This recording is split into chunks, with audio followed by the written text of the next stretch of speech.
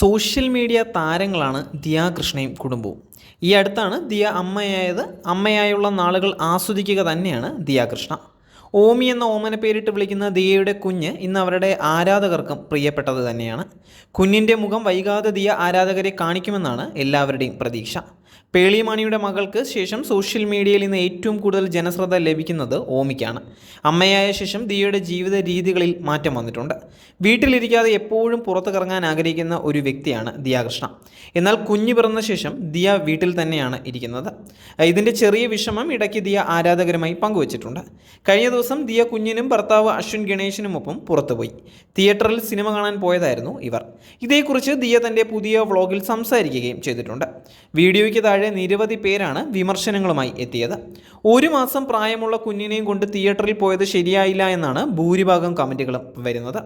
കുഞ്ഞിന് ഈ സമയത്ത് വലിയ ശബ്ദങ്ങൾ കേൾക്കുന്നത് ചെവിക്കും തലച്ചോറിനും നല്ലതല്ല. ദിയ ചെയ്തത് തീർത്തും തെറ്റാണ് എന്നാണ് ഇവർ പറയുന്നത്. ഇത്രയും ചെറിയ കുട്ടിയെ തിയേറ്ററിൽ കൊണ്ടുപോയി ശബ്ദം കേൾപ്പിക്കാൻ പാടില്ല എന്ന് വീട്ടുകാർക്ക് പറഞ്ഞു കൊടുത്തുകൂടെ?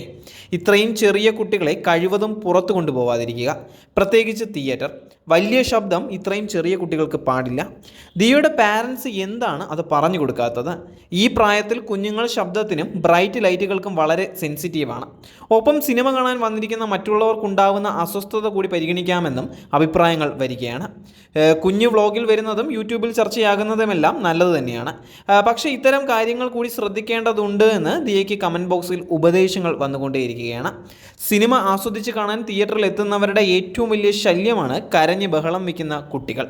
കുട്ടികളുമായി മാതാപിതാക്കൾ തിയേറ്ററിലേക്ക് വരരുത് എന്ന് അടുത്ത കാലത്ത് ഒരുപാട് പേർ സോഷ്യൽ മീഡിയയിൽ അഭിപ്രായപ്പെട്ടിട്ടുണ്ടായിരുന്നു.